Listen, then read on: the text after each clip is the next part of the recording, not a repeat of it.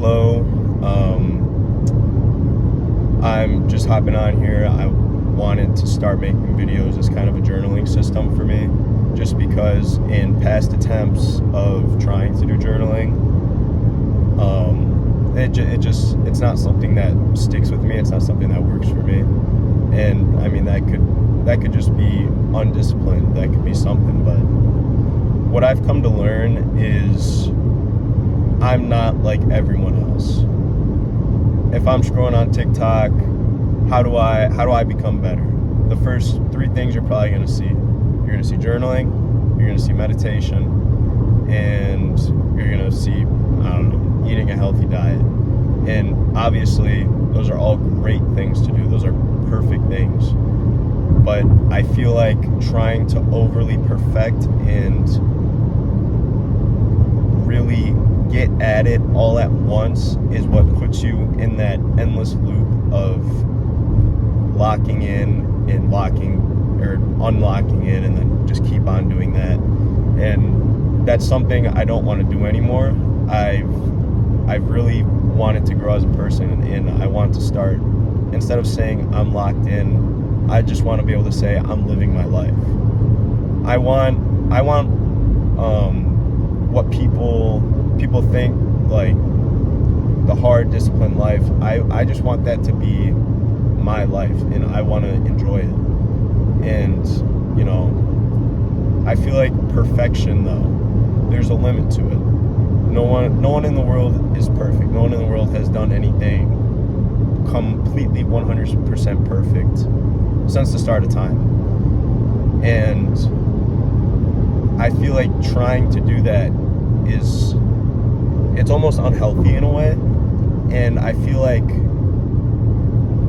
it can almost set you back further than it can to bring you forward.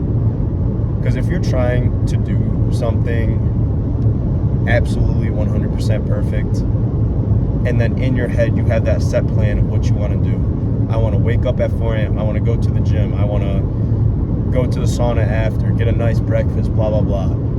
And I mean, this could just be for me personally, but from personal experience, when I set those plans and I don't fulfill them, it brings me down inside, and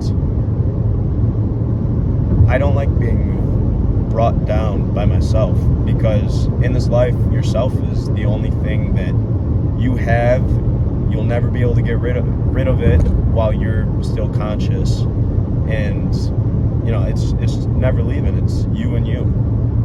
And I feel like people underestimate the power of yourself. People tell themselves things they can't do, things they can do, and the things they say they can do always tend to be the more sinful and just not as good for you. The easier dopamine, you could say. While something like going to the gym or getting up early every single day it's harder, and it takes a lot more strength. It takes a lot more willpower. And I feel like the people on social media that you see posting these things like, oh, like I'm doing this, I'm doing that, blah, blah, blah. I feel like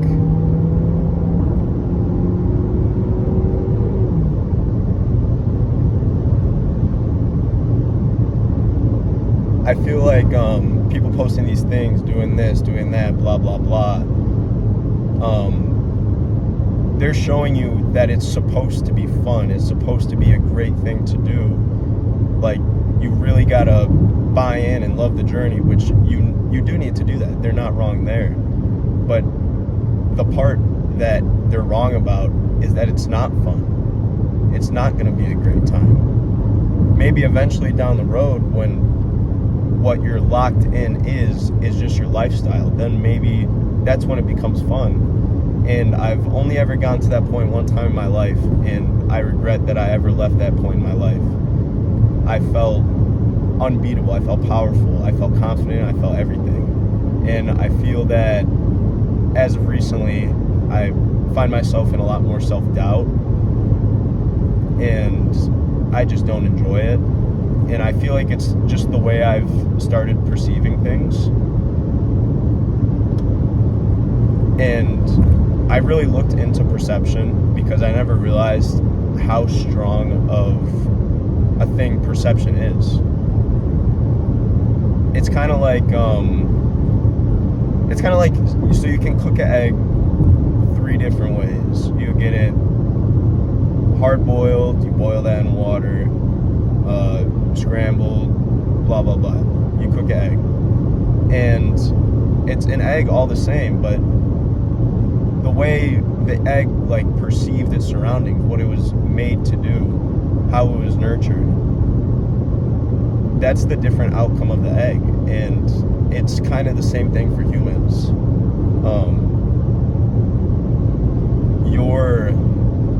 Your area around you, the people around you, all those type of things are going to be the determining factor of what your life is going to be worth, what you're going to do in your life.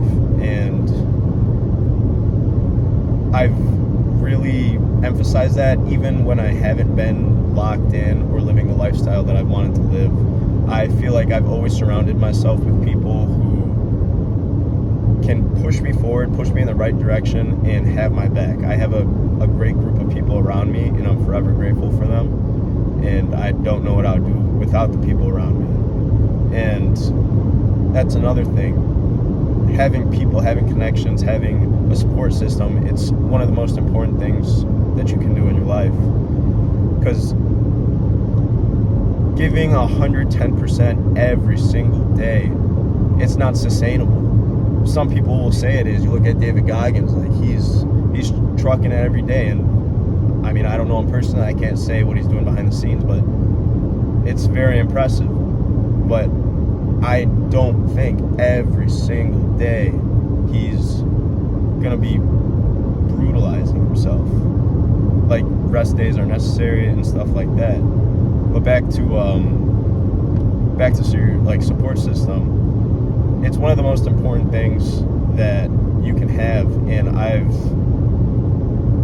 I feel like I've come to a better understanding of this recently, because from my experience, I've always been an independent person ever since a young age. I like very young, like 8 years old young. I would always want to do everything on my own. I would try to do everything on my own. I didn't like to fill people in on what was going on with my life. Like my own parents, I just wouldn't tell them what's going on, and not in like a depressing, like whatever way. Like I was never sad. I just mind my own business. And I'm not saying there's anything wrong with that, or not telling people your business, because that's also another good thing to do, is not letting people know what you're really up to before, or maybe ever, because you never know. There's something that can happen, and yeah. But yeah, having a support system is very important. And I feel like moving on to another topic is really about things that you can control and what you can't control.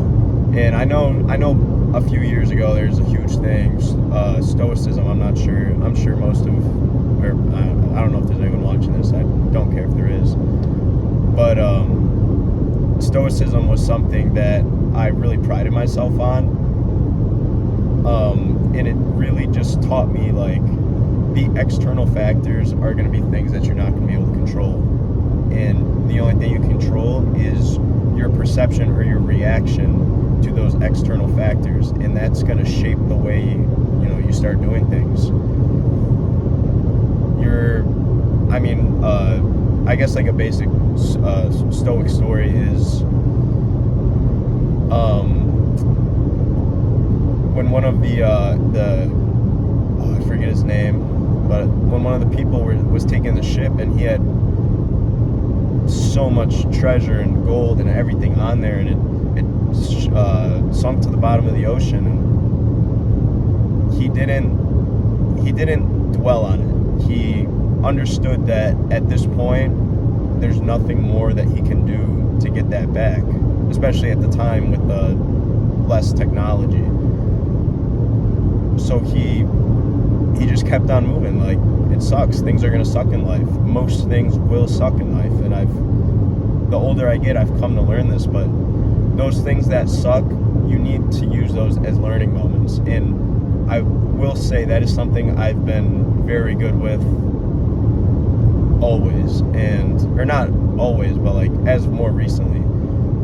And anytime something bad happens, I always picture it as I always picture it as a learning moment. Like, why did this happen? For example, say you're this isn't an example to kind of what I said, but this kind of moves the topic along. Say your girlfriend breaks up with you 3 months into your relationship compared to 4 years in your relationship. I feel that I'd rather the 3 months, and I'd rather just get the thing over with, because that's time that was wasted where you could have been developing yourself, you could have been developing something. And I feel that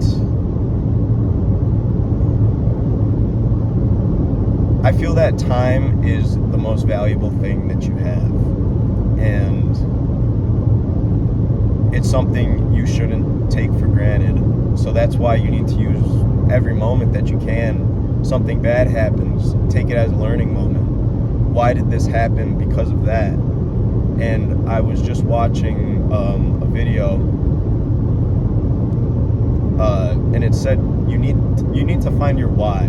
And I've heard this term before. My football coach in high school, he was very big on this. But finding your why is going to give you a reason to keep pushing and doing the thing to keep going. And you're more likely to stick to something or whatever you want to do when you have that reason.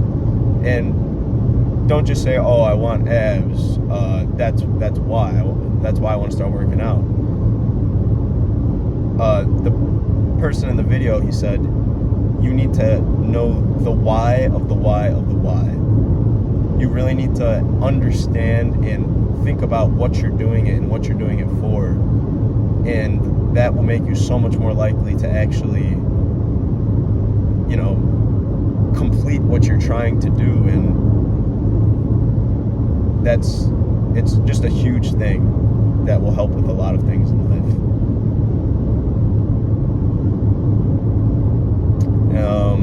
I think that's enough for my first journaling session / vlog. I've been wanting to get into deep thinking and just understanding more. I feel like as of recently, I've just been wanting to understand myself. I've been wanting to understand my mind better. So that's, again, why I wanted to start this. But have a good day. I didn't realize the camera fell. Sorry, guys.